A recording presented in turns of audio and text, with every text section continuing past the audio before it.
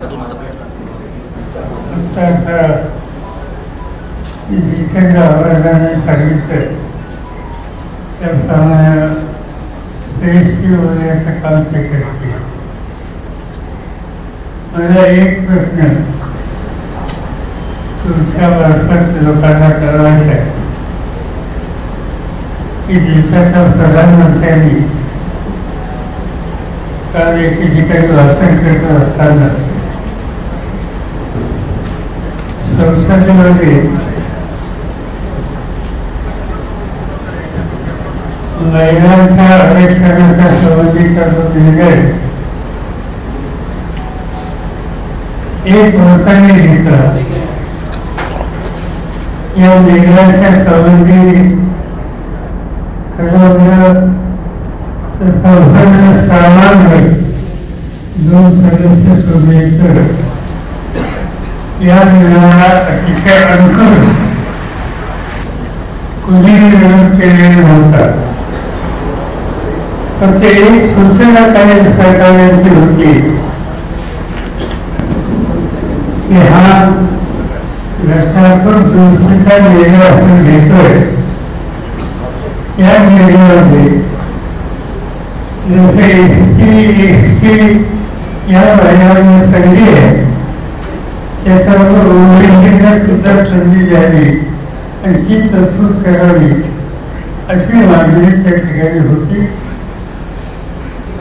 शेवटी एक वर्षाने निर्णय व्हावा, घटना दुरुस्ती आहे आणि त्यासाठी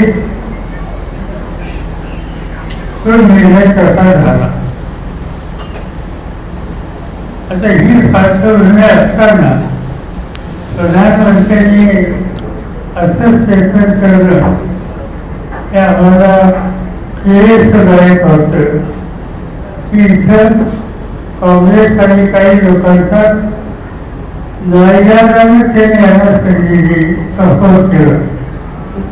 त्यांनी शब्द वापरलाय लिहिण्याची जे सपोर्ट दिली तिची वस्तुस्थिती आहे आणि त्यांनी सांगितलं की इतक्या वर्षात याला बाबतीत काही करता आलं नाही, हा विचार सुद्धा कधी केला नाही.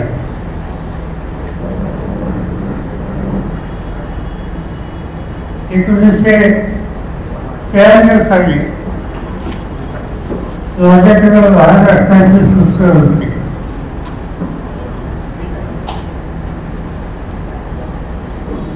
देशामध्ये 1993 साली महाराष्ट्रामध्ये राज्य महिला आयोग स्थापन करणारं महाराष्ट्र राज्य हे पहिलं राज्य. मी मुख्यमंत्री असताना जून 1993 मध्ये महाराष्ट्रामध्ये महिला बालविकास हा स्वतंत्र विभाग सुरू केला की जो इतर कुठेही नव्हता.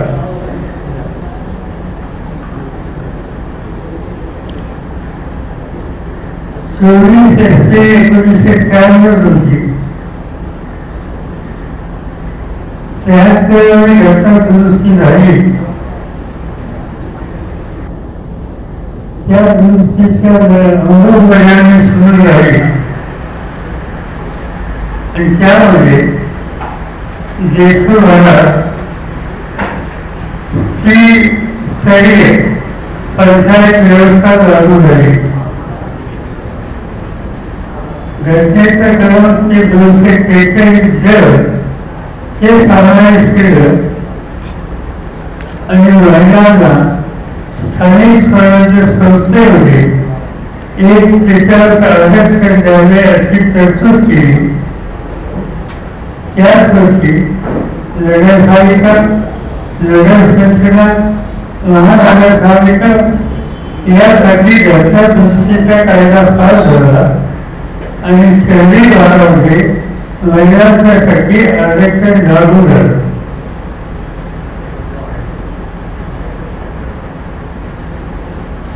आणि मला आठवतंय की ते नारायण जे देशाचे उपराष्ट्रपती होते त्यांच्या उपस्थितीत नेहरू सेंटरला या प्रयोगाच्या संबंधीचा विषय महिला संघटनेला सांगण्यासाठी एक मोठे संमेलन आम्ही आयोजित केलेलं होतं.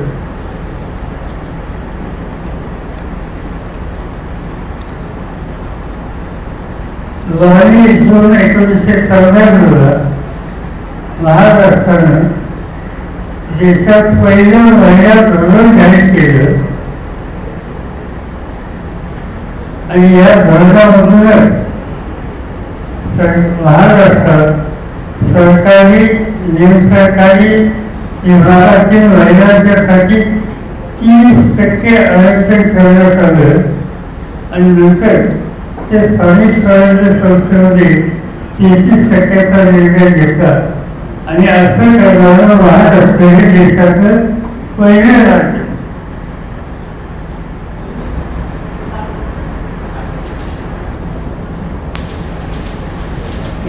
महाराष्ट्राचा मुख्यमंत्री असताना महिलांच्या संबंधीचे हे निर्णय घेतले. जे माननीय प्रधानमंत्री असं सांगतात की या देशात कोणी याचा विचारही केला नाही, ते वास्तव नाही. मी माझ्याकडे देशाचं संरक्षण खातं ज्यावेळी असतं त्यावर पहिल्यांदा आर्मी, नेव्ही, एअरफोर्स या तिन्ही ठिकाणी 11% जागा महिलांना ठेवल्या. आणि तुम्ही बघत असाल की हल्ली प्रजासत्ताक दिनाची परेड दिल्लीच्या महत्वाच्या रस्त्यावर होते. त्या परेडचं नेतृत्व एक भगिनी करते, ते आपण दर 26 जानेवारीला पाहतो. आणि या देशामध्ये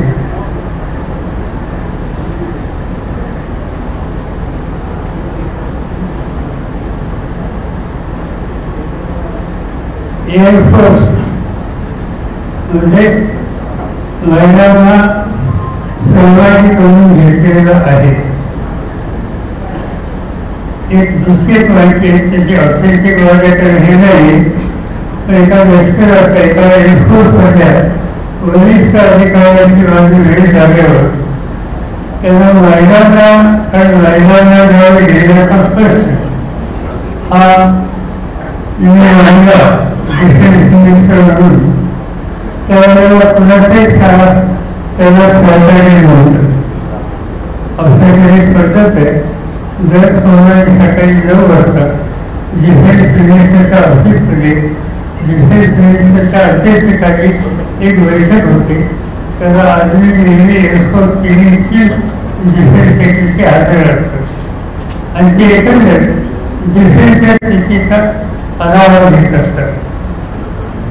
मी डिफेन्स मिनिस्टर असताना या बैठकीमध्ये महिलांना आपण आर्मी, नेव्ही, एअरफोर्समध्ये सहभागी करून घ्यावं हा विषय मांडला. पण या तिन्ही दलाच्या लोकांनी हे शक्य नाही ही भूमिका घेतली. अशा 3 मिटिंगा झाल्या. तिन्ही मिटिंगमध्ये मी या तिन्ही दलाच्या प्रमुखांना कन्व्हिन्स करू शकलो नाही. 4थ्या मिटिंगमध्ये मी सांगितलं की संरक्षण खात्याची जबाबदारी माझ्यावर आहे, निर्णय घ्यायचा अधिकार माझा आहे आणि हा माझा निर्णय म्हणून मी या ठिकाणी सांगतो की 11% या ठिकाणी प्रतिनिधित्व आर्मी, नेव्ही, एअरफोर्समध्ये मुलींना दिलं जाईल. No discussion. आणि हे घेतल्याच्या नंतर तो निर्णय कृषीमध्ये आला. त्यामुळं लष्करामध्ये, एअरफोर्समध्ये, नेव्हीमध्ये मुलींचा सहभाग असो किंवा मगाशी आधी सांगितल्याप्रमाणे त्यांना आरक्षणाच्या संबंधीचा विचार असो, या सगळ्या गोष्टी काँग्रेस सत्तेवर असताना काँग्रेस त्यावेळेला काँग्रेस गव्हर्नमेंट होतं त्याच्यामध्ये हे निर्णय घेतले गेले. दुर्दैवानं प्रधानमंत्र्यांना त्या संबंधीचं भेटी तुम्ही केलं नसावं, त्यामुळेच त्याने अशा प्रकारचे उद्गार हे बाहेर काढले. एवढाच थोडासा आज मला या ठिकाणी घेतला.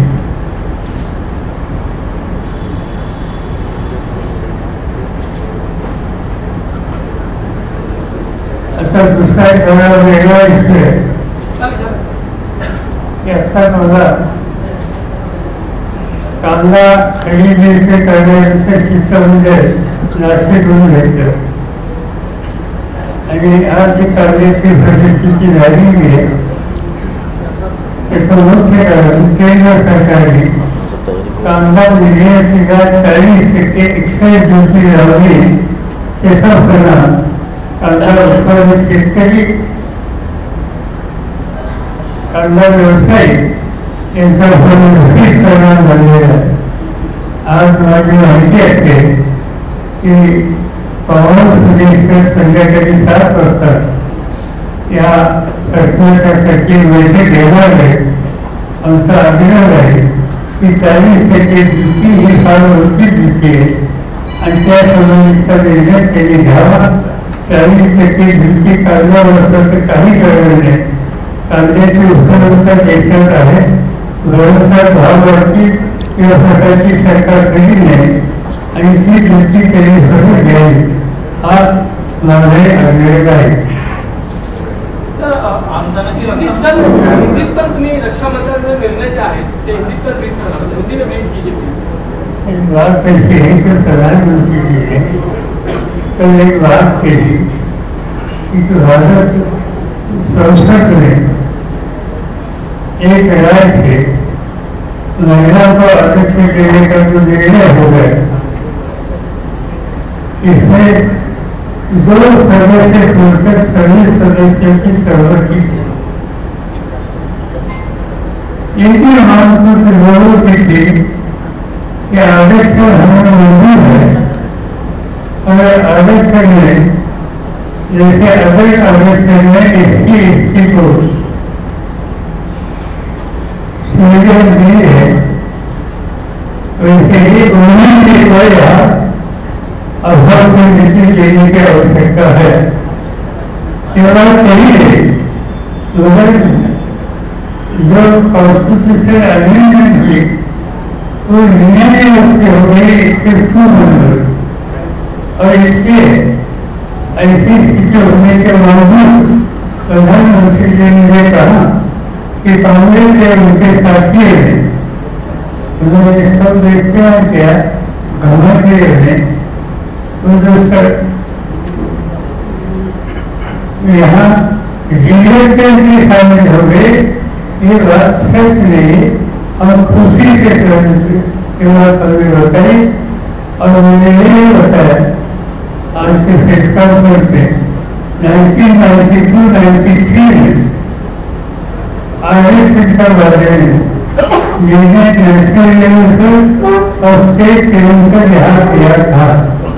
महाराष्ट्र गवर्नमेंट उस समय देश के सबसे पहले महिलाओं का आदेश लेने का निर्णय लेने वाली गवर्नमेंट थी. शायद इन बारे में प्रधानमंत्री को ठीक करने और विवेक किया नहीं होगा इसीलिए उन्होंने ऐसा डिसीजन ऐसी बात लोगों के सामने कही. काल एक प्रफुल्ल पटेल यांनी एक भूमिका मांडली तुमच्या संदर्भामध्ये की तुमची जी नियुक्ती आहे ते इलेक्शन करून झाली नव्हती. हे मान्य आहे कारण की मुळात या संदर्भात वेगवेगळी तर्क वितर्क चर्चा खूप सुरू आहे.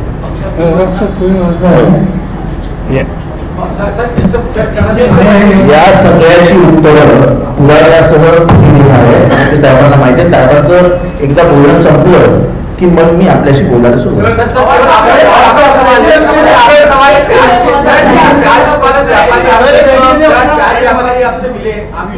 4 लोग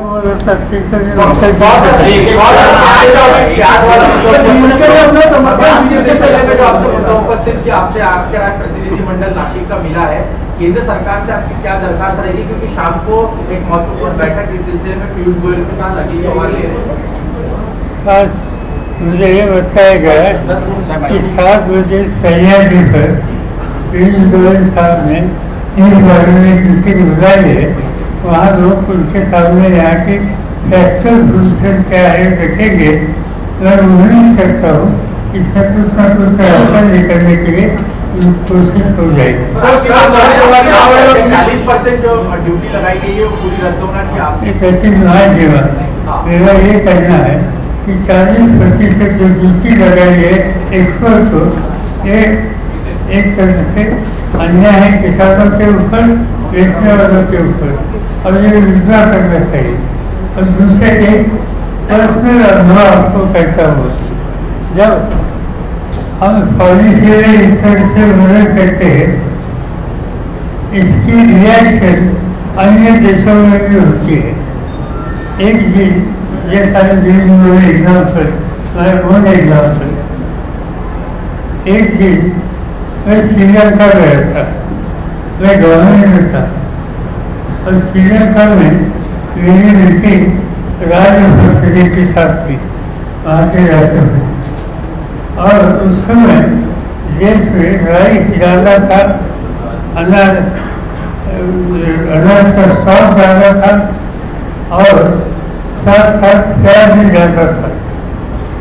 तो श्रीलंका उस स्वीकार इसका नहीं करते, कोई निफोज करते थे और भारत छोड़कर निफोज करते। तो जब मैंने मेरी बात उनसे हो गई तो मैंने उनको ये प्रपोजल दे दिए। राजपक्षे जी ने मुझे कहा कि India is not Ziro supply, आप सप्लाई पक्का करेंगे, इस पर हमारा भरोसा नहीं है। आपके देश में समझो, हम जो आपसे स्वीकार करते हैं गरीब के उस चीजों पर सड़के जा गए तो आप इमीडिएटली एक फुट पर घर लगाते हैं, एक फुट पर दूसरी लगाते हैं, और इसलिए आपसे सप्लाई बंद होता है। इसकी जरूरत की कीमत हमें इंटरनली हमारे लोगों को देनी पड़ती है, क्योंकि आपकी पॉलिसी में कंसिस्टेंसी नहीं। भारत, बांग्लादेश और कई देशों में रेगुलर अन्य एक्सपोर्ट करने वाला देश है। आज 40% ड्यूटी आउटसाइड हमारा टोटल एक्सपोर्ट बांग्लादेश का खत्म हुआ, और मुझे पूरा विश्वास है कि वहाँ की सरकार नाराज हो। तो जब इंटरनेशनल मार्केट में आपको उतरना हो, सर ये हर कोई क्लियर के इमेज है कि that we are the reliable regular supply.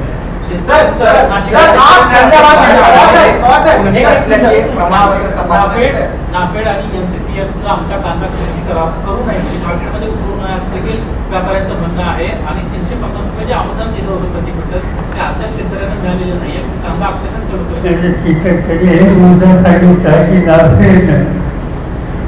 आज शेतकऱ्यांच्या किंमत करून ग्राहकांना विचार, आपल्याकडे स्वस्त घालण्याची दुकानं आहेत, अशी काय काय की जे ग्राहकांना विक्री करण्याची केंद्र आहे, त्या ठिकाणी ग्राहकाच्या हातात जाईल असं करा।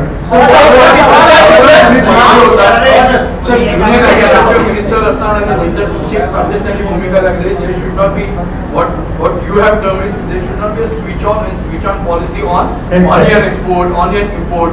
मध्ये ते सरकार मिनिमम एक्सपोर्ट प्राइस जाहीर करतं, मध्ये ते 40% इम्पोर्ट ड्युटी करतं. Do you really feel India's credibility as an onion supplier has taken a hit? 100%. इसी ऐसे से India was a major supplier of gas to Bangladesh. We have introduced 40% duty. Our export, our supply has been totally stopped. In daily reaction in Bangladesh about India's position. इसे this type of decision definitely affect the country's image, and nobody think India is a reliable supplier. It's not at all good for country producer traders. लोकशाही Marathi channel वरती एक कथित video दाखवल्यामुळे कारवाई करण्यात येते, संपादक कमलेश सुतार यांच्यावर सुद्धा गुन्हा दाखल करण्यात आला। लोकशाही मराठी वृत्तवाहिनी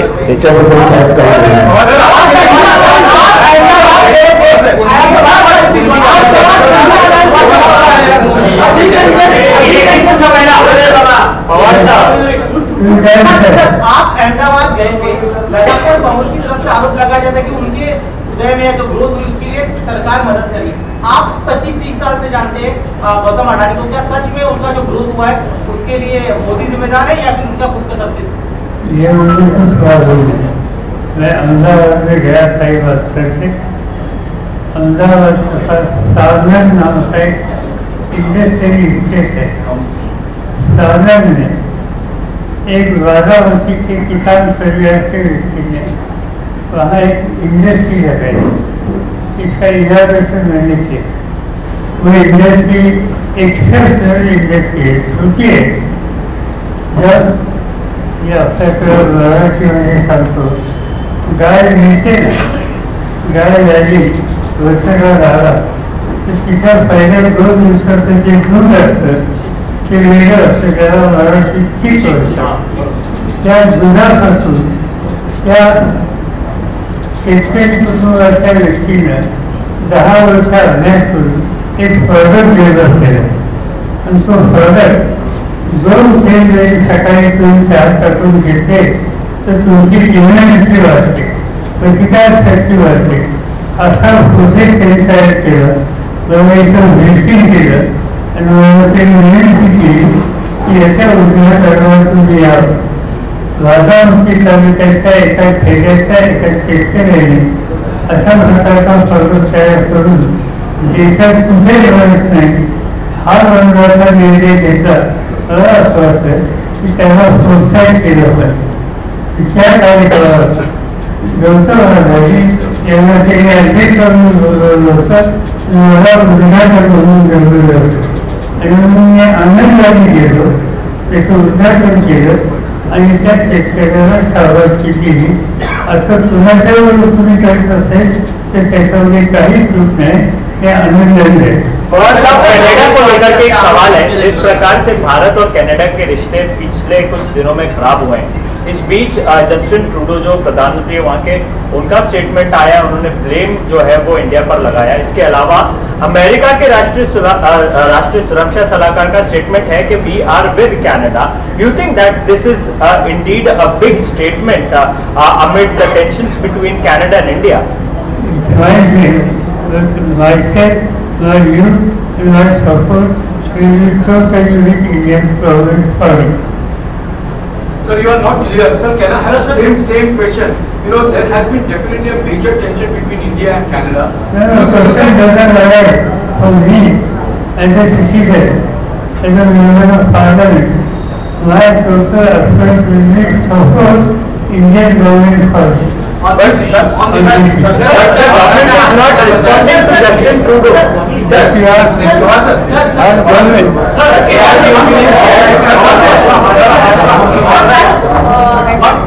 जेव्हा नागालँडमध्ये तुम्ही आमदारांना समर्थन दिलं तेव्हा आम्ही सगळेजण एनडीए मध्ये सामील झालो होतो. अशा पद्धतीचं विधान जे प्रफुल्ल पटेल यांनी केलं 100% होतं. तिथे जे मुख्यमंत्री आहे त्यांचा पक्ष वेगळा, मुख्यमंत्री त्यांच्या पक्षाला पाठिंबा द्या, सहकार्य करा, सरकारमध्ये जायचं नाही हा निर्णय माझा होता. तो निर्णय झाला. त्या 7 जणांच्या पैकी एकी गव्हर्नमेंटने केलेली नाही.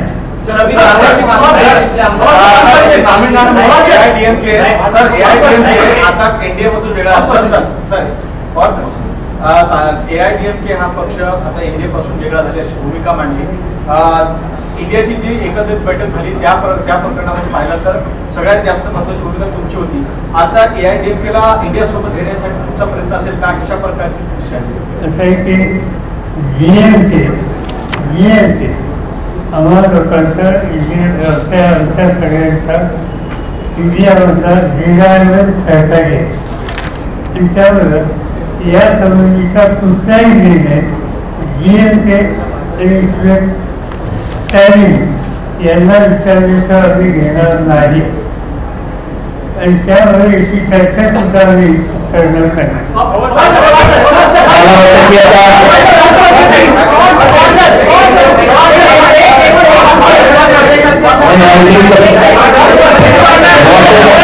Whatever the issues he wanted to address, he has already addressed.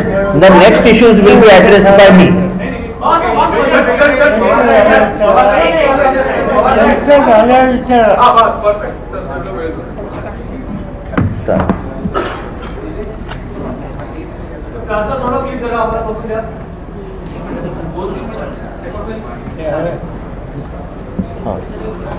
आपण गेलात तर चालेल, त्याला वेळ लागेल, आपण गेलात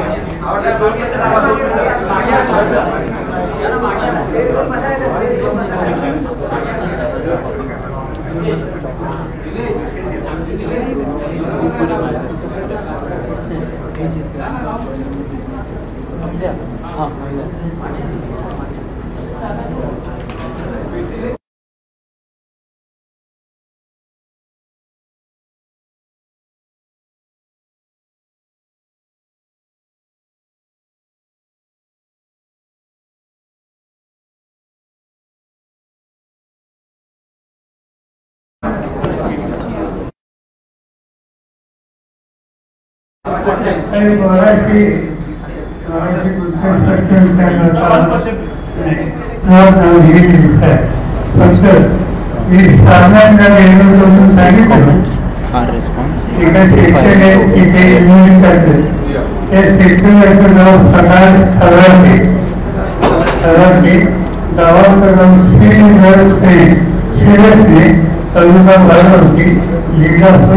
महाराष्ट्र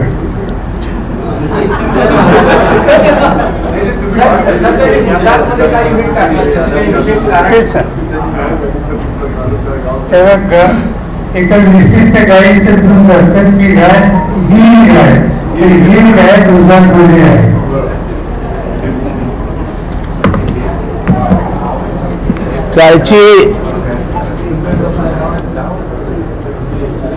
कालची जी पत्रकार परिषद श्री पटेल साहेबांनी जी घेतली आणि त्याच्यामध्ये जे त्यांनी मुद्दे मांडले, त्याच्यातला पहिला मुद्दा नागरिकांचा जो तुम्ही विचारला,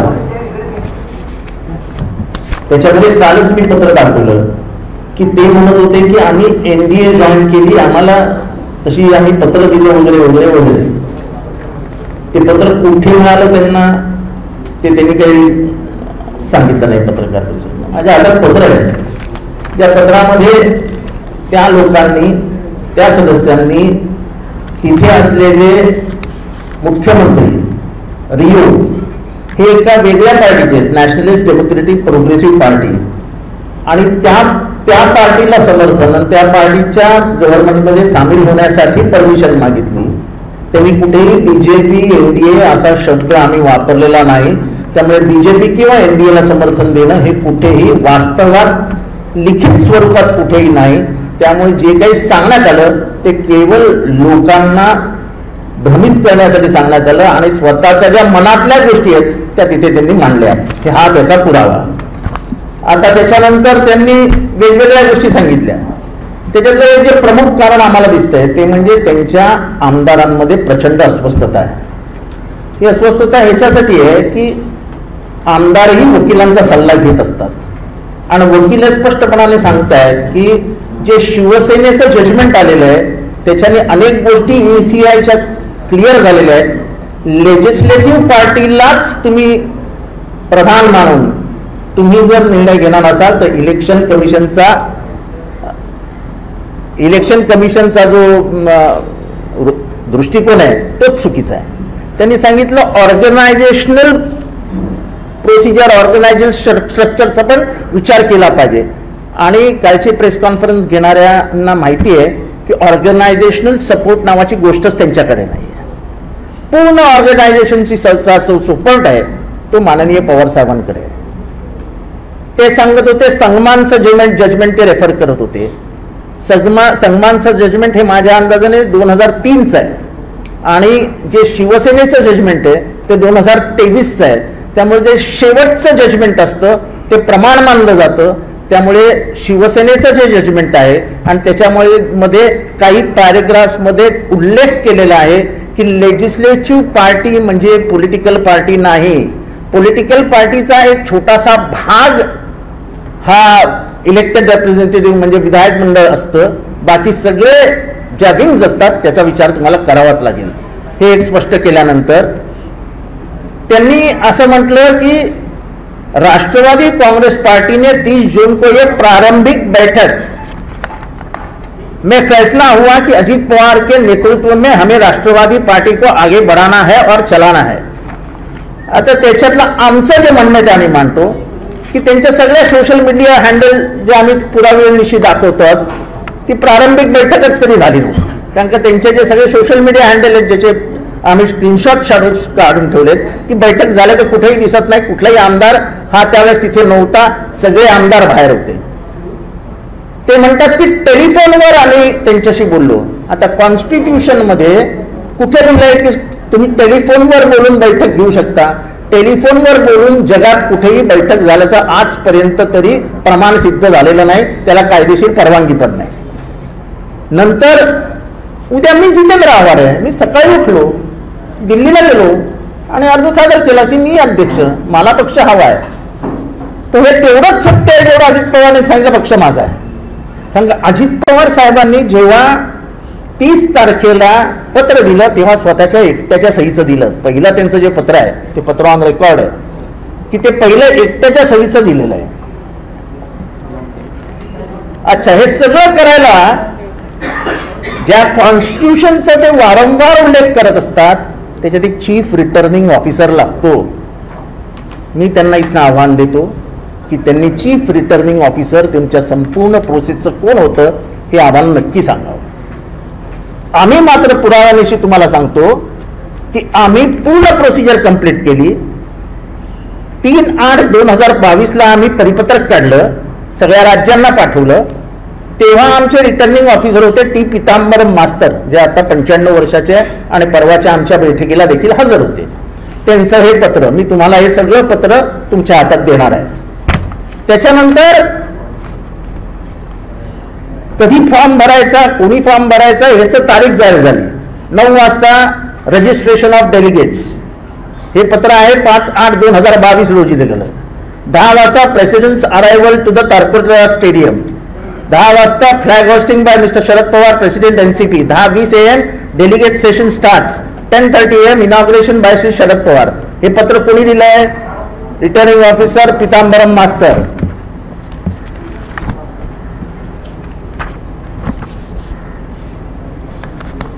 नंतर the last date of submitting nominations 3 वाजता 1/9/2022. The security of scrutiny of nominations 3:30 अध्यक्षाचेच आहे. आता ह्याच्यात नॉमिनेशन नाही आहे, ह्याच्यात 10 लोकांनी अध्यक्ष प्रपोज करावा लागतो. हे संविधानातलं आमचं म्हणजे आमचं जे संविधान आहे, आमच्या पक्षाचं जे संविधान आहे त्याच्यातलं article 20 the chairman of the central election authority will be ex officio returning officer for the election of the president. ह्याच्यातलं मी नंतर तुम्हाला कळेल की चीफ इलेक्शन ऑफिसर हा कधीही पक्षाचा अध्यक्ष होऊ शकत नाही. तो स्वतःला पक्षाचा अध्यक्ष घोषितही करू शकत नाही, जे त्यांनी केलंय. नंतर हे सगळं झाल्यानंतर एक आपण येतो की समजा दुसऱ्याने अर्ज भरलाच तर वोटिंग होईल, काउंटिंग होईल. मग ते त्यांनी सांगितलं की 10/9/2022 हे सगळं होईल आणि the counting and announcement of the result 3:30 10/9/2022. नंतर हे झाल्यानंतर the proceedings of the central returning officer Nationalist Congress Party to the last day of the filing of the nominations of the national president of its party. Nomination papers proposing the name of the national president of the Nationalist Congress Party from the state have been received. कुठल्या राज्यांनी पाठवले? पंजाब, केरळा, उत्तर प्रदेश, महाराष्ट्र, गुजरात, दिल्ली, तमिळनाडू, बिहार आणि Uttarakhand. On permission of all the nominations म्हणजे सगळ्या नॉमिनेशन्सचा विचार केल्यानंतर in order all the nominations वर accepted आणि ते स्वीकारले. All the nominations papers propose the name of Shri Sharad Pawar. as the national president of the Nationalist Congress Party. There is no other name proposed so far. हे किती वाजता त्यांनी सांगितलं? 5 वाजता 1 September 2022. Shri Sharad Pawar is unanimously elected as the national president of the Nationalist Congress Party. If after elimination there remains only one candidate, he shall be declared duly elected as the president of the party. हे कोणाचं आहे? हे आमच्या constitution मधलं वाक्य आहे, article 20 paragraph 4. आता महाराष्ट्रातलं त्यांना कोणी प्रपोज केलं होतं की तुम्ही अध्यक्ष व्हा? पहिलं नाव प्रफुल्ल पटेल, दुसरं नाव जयंत पाटील, तिसरं नाव अजित पवार, चौथं नाव सुप्रिया सुळे, 5वं नाव सुनील तटकरे, 6वं नाव हेमंत टकले, नंतर मग गर्जे, नरेंद्र राणे, नसीम सिद्दीकी आणि मिलिंद अण्णा कांबळे. या सगळ्यांनी ते दिलेलं होतं. सगळ्यांच्या या सह्या की त्यांनी शरद पवारांना अध्यक्ष करावं असं 22 मध्ये जाहीर केलं होतं.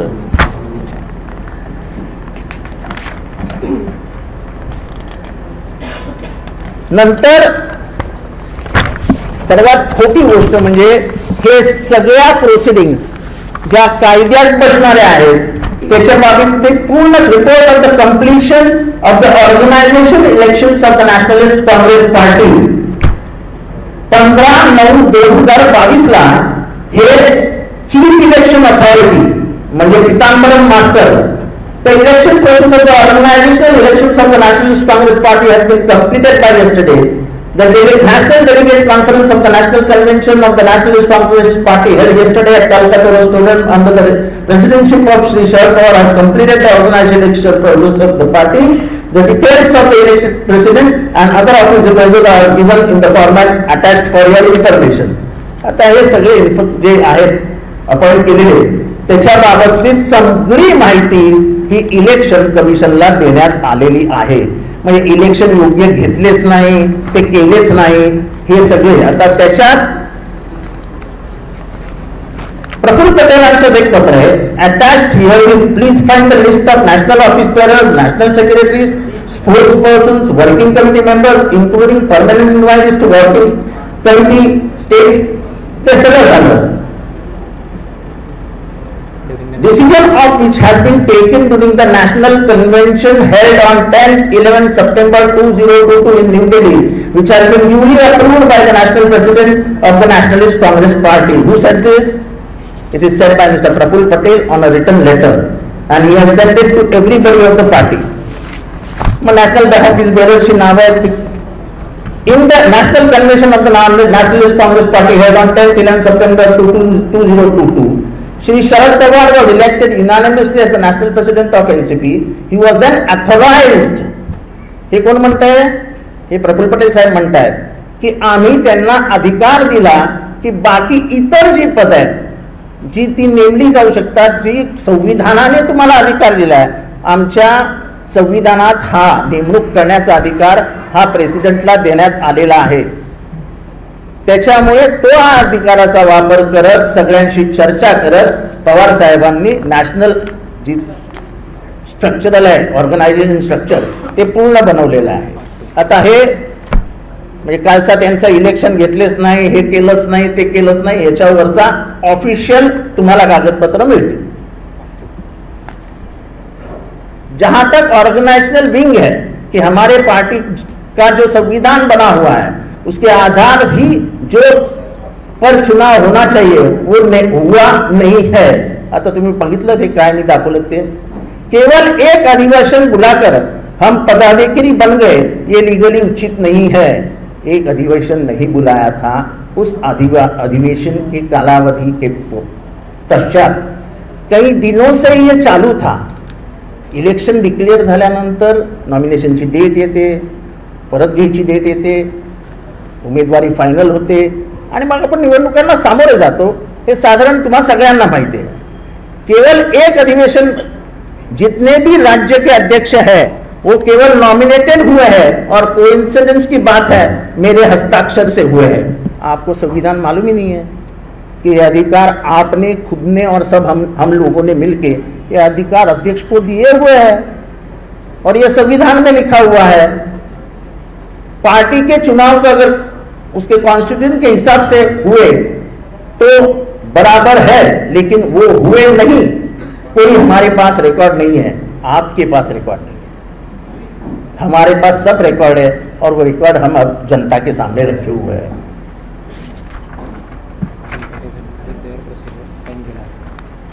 आता त्यांचा विचार करूया।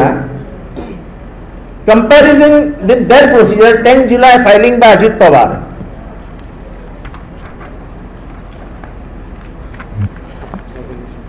The resolution was open national convention held on 5/7/2023.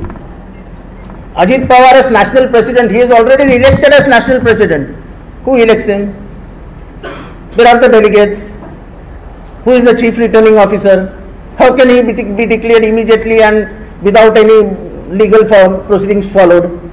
काहीही कायदेशीर कारवाई न करता तुम्ही ते डिक्लेअर केलेलं आहे आणि हा पुरावा तुम्ही स्वतःच सादर केलेला आहे, आम्ही नाही सादर करत आहे। हा त्यांचा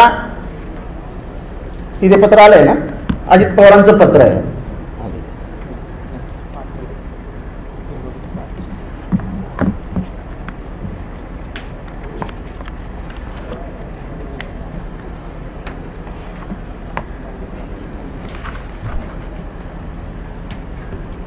ते जे सारखं म्हणतात ना की लेजिस्लेटिव्ह बघा, लेजिस्लेटिव्ह बघा, लेजिस्लेटिव्ह बघा, त्याचं कारण एक आहे की त्यांना माहिती आहे ऑर्गनायझेशनमध्ये त्यांना कुठलाही पाठिंबा मिळालेला नाही। सर्वाधिक ऑर्गनायझेशनचा पाठिंबा हा पवार साहेबांच्या मागे आहे, म्हणून ते काय बोलतात की लेजिस्लेटिव्ह चेक करा, लेजिस्लेटिव्ह चेक करा। आता आमचं त्याला उत्तर काय आहे तर Subhash Desai versus principal secretary of government of Maharashtra, हे गेले 6 महिने मी तुम्हाला समजून सांगतोय की legislative party can not be considered as a political party. कारण का पवार साहेबांच्या अधिकारामुळे जयंत पाटलांना अधिकार मिळाले, त्यांनी ते अधिकार कोणाला तरी दिले, त्याच्यातनं AB फॉर्म सही झाले, AB फॉर्म सही झाल्यानंतर ते तुम्हाला देण्यात आले, त्याच्यावरती तुम्ही निवडणुका लढवल्या आणि निवडून आले। आता त्याच्यात सर्वोच्च न्यायालय काय म्हणतं की जेव्हा तुम्ही निवडणूक लढवता एका पक्षाच्या चिन्हावर आणि त्या पक्षाने घेतलेल्या काही भूमिकांवर, तुम्हाला एका दिवसात ते तोडता येत नाही। त्यांनी त्याच्याच मध्ये एक अतिशय भावनिक शब्द वापरला आहे, ते म्हणजे पक्ष आणि ह्यांच्यामध्ये एक आईचं नातं असतं, नाळ, ही अशी तुम्हाला नाळ कापता येणार नाही, त्या नाळाचा तुम्हाला सन्मान ठेवावाच लागेल। आणि त्याच्यामुळे काही काही निर्णय जे त्यांनी घेतलेत ते कालांतराने जे आमच्यात पण येतील, हा हमारे नागालैंड के सभी साथी पहले दिन हमारे साथ थे। If the Nagaland government, Nagaland MLA supported you on 30th June, why were they not submitted their affidavits on 1st July 2023? 30 तारखेला जर तुम्हाला नागालँडच्या सगळ्या माणसांनी समर्थन दिलं, ते 1 जुलै 2023ला त्यांनी तुम्हाला ॲफिडेव्हिट का नाही दिले? ते ॲफिडेव्हिट आलेत 21 ऑगस्ट 2023ला। Am I right? 21 ऑगस्ट 2023ला। आणि आम्ही त्याच्या आधीच 18 ऑगस्टला डिस्क्वालिफिकेशन फाईल केलेलं आहे। आणि एकदा डिस्क्वालिफिकेशन फाईल केलं की सुप्रीम कोर्टाचं जजमेंट आहे की त्यांचा अधिकार, ह्याच्या अधिकारावरती प्रश्नचिन्ह उभा राहतो। हे सुप्रीम कोर्टाचं जजमेंट आहे, हे आपल्या शिवसेनेच्या जजमेंटमध्ये त्यांनी ते क्लिअर केलेलं आहे। सच तो ये है हम तब से NDA के साथ है। आता हे कसं आहे की त्यांचं स्वप्न आहे, जे स्वप्न ते गेले अनेक वर्ष बघत होते की NDA के साथ है, हम NDA के साथ है, हम NDA के साथ है, ते स्वप्न त्यांच्या डोळ्यासमोर जातच नाहीये। आम्ही कुठेच म्हटलं नाही की आम्ही NDA बरोबर जाणार आहे, आम्ही कुठेच म्हटलं नाही की आम्ही BJP बरोबर जाणार आहे। मग तुम्हाला हे दिसलं कुठनं? प्रश्न तर हा आहे ना, तुम्हाला दिसलं कुठनं? Mister Praful Patel is confused to when did they join NDA, on June 2 or when 10th March 2023. 10/023 चा मी तुम्हाला दिलेला आहे की त्याच्यामध्ये कुठेही आम्ही नागालँडच्या आमदारांना तुम्ही NDA मध्ये जा, BJP मध्ये जा असं म्हटलेलं नाही। त्यांची इच्छा होती की नागालँडच्या सर्वांगीण प्रगतीसाठी आत्ता अस्तित्वात असलेल्या मंत्रिमंडळामध्ये आम्ही सहभागी व्हावं, त्यांच्या इच्छेचा सन्मान करत रिओ या सरकारमध्ये तुम्ही समावेशा अशी परवानगी आम्ही दिली. त्याच्यात कुठे एनडीएचं नाव आलंय का? Support the government or your government ते national democratic party of Nagaland ते आपण दिलेलं आहे. त्याच्यामुळे the entire national organisation structure is with mister Sharad Pawar. Those MLAs who have indulged in anti-party activities are liable for disqualification and we have moved swiftly. आपल्याला आठवत असेल की पहिल्या मंत्रिमंडळाचा शपथविधी साधारण 12-1-2ला झाला. आम्ही रात्री 11:30 वाजता त्यांचं डिस्क्वालिफिकेशन फाईल केलं आणि आम्ही प्रत्येक आमदारावरती डिस्क्वालिफिकेशन पिटिशन फाईल केलेलं आहे. त्यामुळे the dispute notice by ECAI exposes the non-application of mine to the preliminary reply filed by us on 7 September 2023 that brings on record that the petition dated 2023 was filed by one man only. एकाच माणसाने petition file केलं होतं. तसं petition Jitendra आव्हाडही file करू शकतो. हे कदाचित तुम्हाला हास्यास्पद वाटेल, पण जे त्यांनी केलं ते जितेंद्र आव्हाडही करू शकतो. त्याच्यामुळे कालची जी त्यांची हे होती पत्रकार परिषद होती, ही स्वतःचं खोटं हे खरं सांगण्याची, खरं करून दाखवण्याची त्यांची ती पद्धत होती. खरं तर लिगली टेक्निकली त्यांचा कुठलाच अधिकार उरत नाही की ते ह्या पद्धतीने पुढे जाऊ शकतात. कारण का त्यांनी जे पॉईंट्स पुढे केले आहेत त्या पॉईंट्सला एकही सपोर्टिव्ह डॉक्युमेंट त्यांच्याकडे नाही. आणि मुख्य जे ते म्हणतात की निवडणुका झाल्याच नाहीत, मी तुम्हाला आपल्यासमोर या निवडणुका झाल्याचा स्पष्टपणाने उल्लेख करून, आणि जेव्हा आमच्या राष्ट्रीय पक्ष होता तेव्हा 10 एप्रिल काहीतरी आमचं राष्ट्रीय 10 एप्रिलला आमचं राष्ट्रीय पक्षाचं हे काढण्यात आलं. पण त्याच्या आधी आमच्या या समोर निवडणुकांच्या प्रोसिजर झालेल्या होत्या. त्यामुळे काल अतिशय Ajit Pawar therefore failed to show there is any rival faction further on 3 July 2023. तुम्हाला आठवत असेल एक पत्रकार परिषद झाली होती 3 तारखेला. त्या 3 तारखेला झालेल्या पत्रकार परिषदमध्ये सगळ्यांनीच कबूल केले आमचे राष्ट्रीय अध्यक्ष शरद पवार आहेत. असा एकही माणूस नव्हता की तो म्हणाला की नाही हे आमचे अध्यक्ष नाहीत. मग 1 जुलैला कसं काय तुम्ही फॉर्म टाकलं? म्हणजे हे सगळं बॅकडेटेड खोटी कागदपत्र तयार करण्याचं काम झालेलं आहे. त्यामुळे त्यांनी काल केलेली पत्रकार परिषद ही फक्त खोट्याच्या आधारावर होतं, त्याच्यावर सत्य काहीच नव्हतं.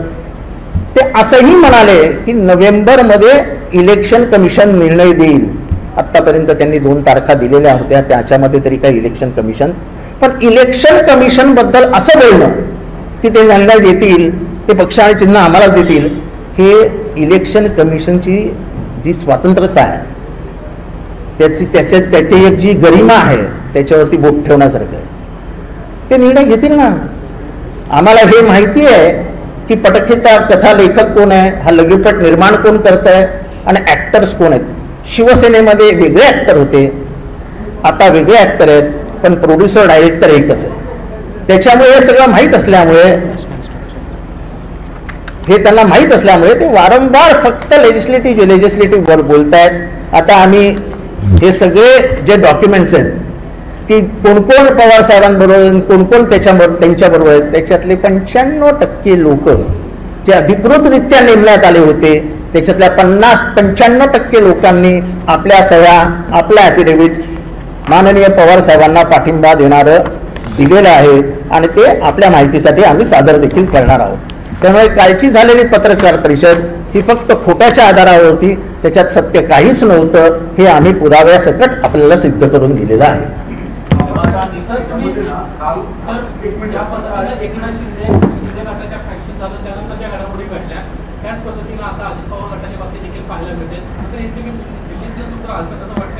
नाही, मी तुम्हाला सांगितलं ना की लेखक, पटकथा, प्रोड्युसर, डायरेक्टर सगळे एकच आहेत, फक्त ऍक्टर बदलले.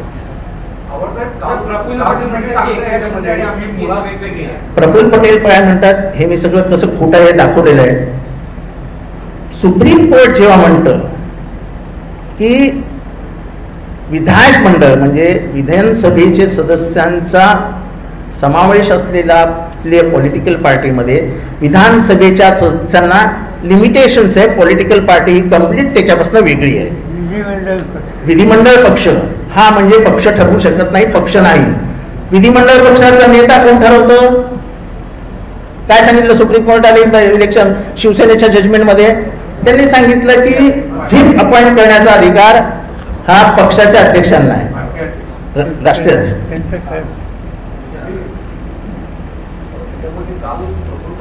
वारंवार दावा होता की इलेक्शन कंडक्ट केली नाही अपॉइंटेड आता त्याच्यामध्ये तुम्ही 2022 पर्यंत कागदपत्र दाखवा. 2022लाच इलेक्शन झालं. नंतर तुमचा असं दावा होतं की 30 मध्ये निवडणूक झाली नव्हती, ती नियुक्त स्वरूपात मध्ये. मग हे जे प्रपोज्ड इलेक्शनचे फॉर्म होते ते अनअपोज्ड इलेक्शन झाल्याचं आम्ही जाहीर केलं ना. आम्ही या संविधानाचा आधार घेतला ना त्याच्यात. काही दिवसांपूर्वी काँग्रेसमध्ये सुद्धा अशा स्वरूपाचा वाद निर्माण झाला होता. काँग्रेसमध्ये काँग्रेस पक्षामध्ये निवडणूक घेतली गेली नव्हती, त्याच्यानंतर निवडणूक करावी अशा स्वरूपाची कोणी करती. त्याच अजेंड्यावर कदाचित प्रफुल्ल पटेल का नाही, ते कुठल्या अजेंडावर बोलतात ते मला माहित नाही. त्यांचा अजेंडा कुठला येतो तेही मला माहित नाही. आम्ही जे केलं आहे ते कायदेशीर केलं आहे आणि कायदेशीर कागदपत्रांचा पूर्ण बंच आम्ही तुम्हाला देत आहोत. त्यांनी काय सांगितलं की काहीच कागदपत्र उपलब्ध नाही आहेत, तर त्यांना देखील ही कागदपत्र आम्ही पाठवणार आहोत. काही त्यांच्या सह्या आहेत आणि सर्वात महत्त्वाचं म्हणजे संविधानाच्या म्हणण्याप्रमाणे चीफ रिटर्निंग ऑफिसरनी हे सगळं करायचं असतं. तर ते चीफ रिटर्निंग ऑफिसर आजही केरळामध्ये आहेत आणि त्यांच्या सह्यांचं त्यांनी जो पत्रव्यवहार केलेला आहे इलेक्शन कमिशनची ती कागदपत्र देखील उपलब्ध आहेत.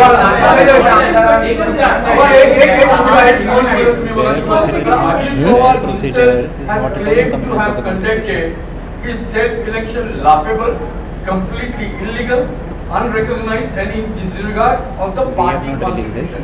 So, what's the fate of your party constitution now in the wake of this present split? See, basically, when he says that it is laughable, and he uses the best of the English vocabulary while speaking to all the press reporters, I think one common line.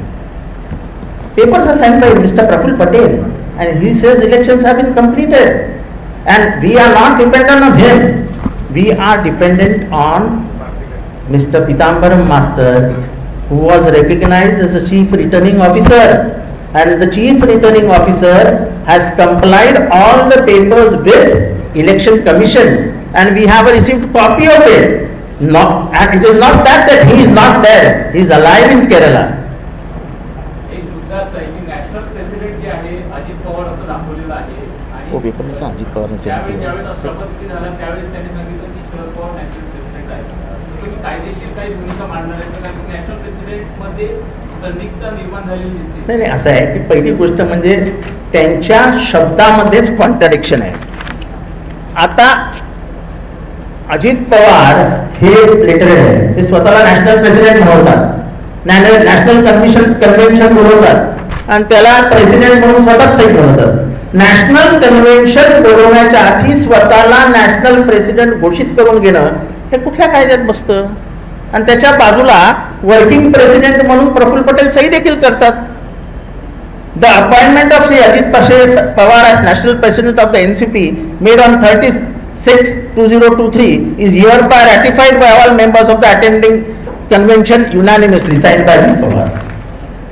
असं जे घडतं का? हे सगळं chief returning ऑफिसरनी करायला पाहिजे होतं. मला वाटतं प्रफुल्लबाईंना हे तरी समज, म्हणजे ते माझ्यापेक्षा ज्ञानी आहेत, त्यांना हे समजायला हवं. तेव्हा कालची जी पत्रकार परिषद होती ती फक्त लोकांमध्ये संभ्रम निर्माण करण्यासाठी होती, इलेक्शन कमिशनवरती एक वेगळा दबाव आणण्यासाठी होती आणि स्वतःच्या आमदारांना तुम्ही घाबरू नका, आपण बरोबर आहोत हे सांगण्यासाठी होय. त्यांच्या आमदारांमध्ये चलबिचल आहे, अस्वस्थता आहे की हे सगळं कुठे जाणार हे त्यांनाही कळत नाही. त्याच्यामुळे हे पत्रकार परिषद घेऊन ते वारंवार हे सिद्ध करण्याचा प्रयत्न करतात, तुम्ही घाबरू नका. बाकी या पत्रकार परिषदेला काही महत्व नाही. पार्टी और विरोधी पार्टी अलग होती है, फैक्चुअली करेक्ट है. और ये स्थिति शिवसेना में भी थी कि जब मामला चुनाव आयोग में गया तब फैसला शिंदे सेना के पक्ष में. तो आपको क्या लगता है कि देखो ये सब बात की बात है. आज की जो स्थिति है, आज की स्थिति में जो सर्वोच्च न्यायालय ने दिया निर्णय वो कागज पे है। उस कागज में 3 पैराग्राफ में पार्टी किसके तरफ जानी चाहिए, कैसा उसका निर्णय होना चाहिए, और इलेक्शन कमीशन की खामियों पे, कमियों पे उन्होंने लिखा है कि ये बराबर नहीं हुआ है। ये मैं नहीं कह रहा हूं, सर्वोच्च न्यायालय ने जो टिप्पणी की है उसमें वो आया है। चीफ रिटर्निंग ऑफिसर का जो मुद्दा आपने उपस्थित किया, पहली बार मुद्दा उपस्थित हो रहा है कि अभी तक अजीत पवार कंपनी ने कोई दावे किया, आपका ये कहना है कि चीफ रिटर्निंग ऑफिसर किसी भी लेटर्स में उनका दिखाई नहीं पड़ता? नहीं, उन्होंने पेश करना चाहिए ना कागजात, हम थोड़ी पेश करेंगे। वो जो कह रहे हैं कि तुमने चुनाव कभी किया ही नहीं, हम वो चुनाव उनके सामने दिखा रहे हैं और ये सब हमने इलेक्शन कमीशन को भेजा है, ये भी हम बता रहे हैं। एक जगह just to tag along the same question repeatedly for our clarification, what Mr. Praful Patel and the other cap is reiterating that those having the largest number of the elected members, then you may give some reply na which you are seeing legally. मला फक्त त्याच्यावरच clarification पाहिजे. Is there any kind of a dichotomy between the elected representatives and the organizationच्या मध्ये असलेले? त्यामुळे if the same ground they are reiterating, what will be your counter for that? असं आहे, if the faction which enjoys a majority in the house is disqualified soon after being adjudicated to be the political party, the very foundation of their claim of being political party no longer subsists. Even if they are not disqualified, the foundation of their claim in legislative majority is still on uncertain grounds at the same time of adjudication. This is not constitutionally desirable outcome. हे कोण म्हणतोय? सर्वोच्च न्यायालय. सर्वोच्च न्यायालयाने विधिमंडळाच्या संख्येवरती पक्ष ठरवता येत नाही असं स्पष्ट मनाने म्हटलेलं आहे. शेवटचा प्रश्न, पत्र दाखवून आहात, त्याचे दावे खोटे असं सांगत आहात, कायदेशीर लढाई ही सगळी एका बाजूला आणि एका बाजूला जिथे तुमच्या पक्षाचे सगळे नेतेचे ते अजित पवार गटाच्या जेव्हा नेत्यांना भेटतात तेव्हा एक संभ्रम निर्माण होतो. आता सुद्धा प्रफुल्ल पटेल आणि शरद पवार साहेबांचा एक फोटो व्हायरल झाला होता, तर या सगळ्यावर तुम्ही काय सांगा? नाही, साहेब नाही बोलणार. असं आहे की साहेब उभे आहेत आणि साहेबांच्या बाजूला कोणीतरी जाऊन उभं राहिलं, साहेब तिला धक्का म्हणून बाहेर काढणार का? असं होत नाही. आणि एवढा मोठा नेता त्याच्याबरोबर कोणीही फोटो काढू शकतात. तुम्ही स्वतःच्या मनाला प्रश्न विचारायला पाहिजे होता, हे का केलं गेलंय? पवार साहेब असं व्यक्तिमत्व आहे की प्रत्येकाला वाटतं की आपला फोटो असावा, काय चुकीचं आम्हालाही वाटत नाही, पण तो कशासाठी वापरावा हा ज्या त्याच्या मनाचा प्रश्न आहे. एकच शेवटचा प्रश्न विचारा, लास्ट क्वेश्चन.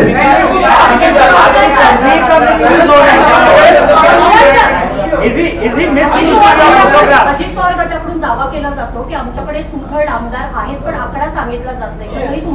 नाही, तसं असं आहे की तुखड 10 शेड्यूलचा विचार केला तर नंबर ऑफ आमदार विचार, आणि साहेब म्हणतात ना 0 आता तर आम्हालाही गृहीत धरत नाही, म्हणजे ते आम्हालाही सांगतात तुम्हाला तुम्ही पण जा. ही झालो, आय एम द हिरो. महाराष्ट्राचा हिरो एकच आहे, शरद पवार. लढाई त्याच्यातच आहे, फक्त लढण्याची ताकद क्षमता 83 वर्षी त्यांचीच आहे. पण मी काल जे तुम्हाला सांगितलं, मी आता ह्यांच्यासमोर बोलणं योग्य नाही पण तरी बोलतो, हा शेवटचा माझा आहे प्रश्न. कायदा प्रश्न किती आमदार कोणाबरोबर हा होतच नाही. या बाळाला जन्म कोणी दिला? राष्ट्रवादी काँग्रेस पक्ष या बाळाला जन्म कोणी दिला? या बाळाचं संगोपन कोणी तयार केलं? ह्या बाळाच्या म्हणजे ह्या वृक्षाच्या सुरुवातीला त्याला खत पाणी, त्याला फर्टिलायझर हे सगळं कोणी पुरवलं? आणि त्याच्यातनं उभं राहिलं दुसरं नेतृत्वाची फळी. या फळीला जन्म कोणी दिला? त्या फळीने आपल्या बापाच्या समोरचं ताट खेचणं हे महाराष्ट्राच्या संस्कारात बसतं का? प्रश्न एवढाच विचारायचा आहे मला. बस संपलं. नाही असं कोणीही भेटू शकतं, त्याला काय. हा विषय सुरू. अधीर रंजन चौधरी जब ममता बनर्जी के बारे में ये कहते हैं, राष्ट्रीय जहाँ पे कहा कि अधीर रंजन चौधरी ये कहते हैं ममता बनर्जी के बारे में कि वो बाहर जाती है, 3 लाख के फ्लैट में रहती है, घर में रहती है और पश्चिम बंगाल की हालत खराब है. ममता बनर्जी बंगालमध्ये सर्वसामान्य लोकांनी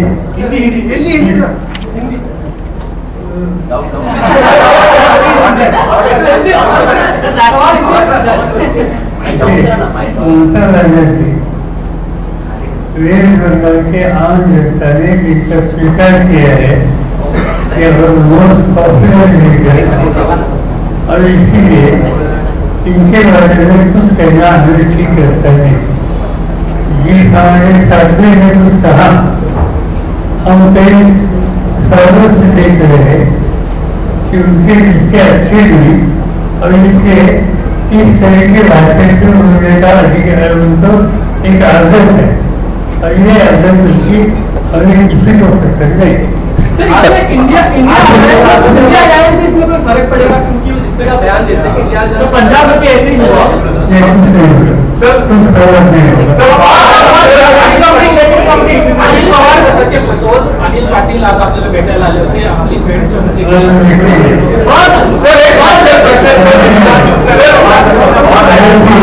अभी दूसरी मीटिंग होती है मार्केटिंग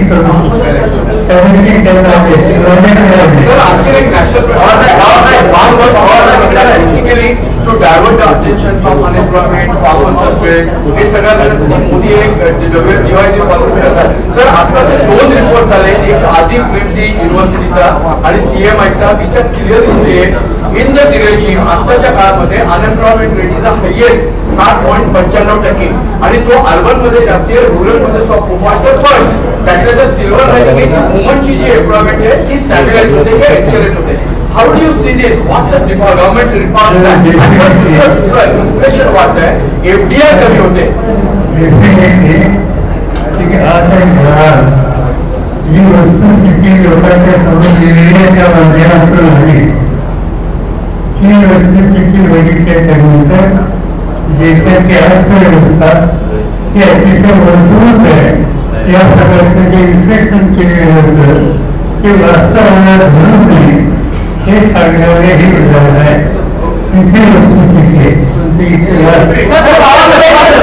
सर बीच में अजित पवार का बयान है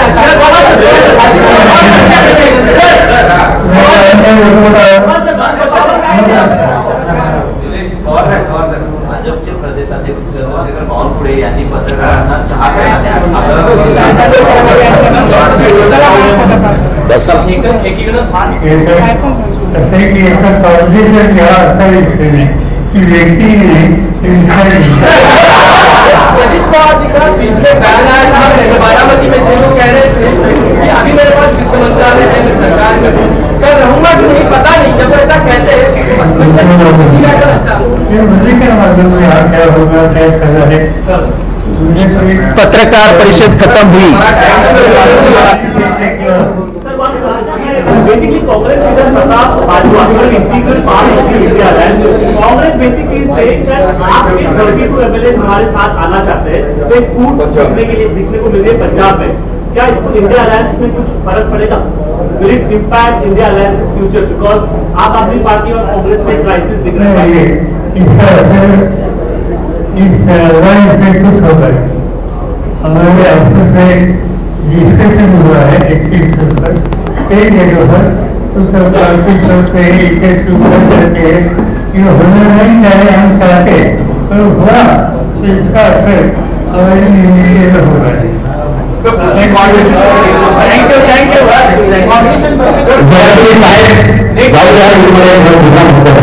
नंतर कोऑर्डिनेशन कमिटी कधी थँक्यू.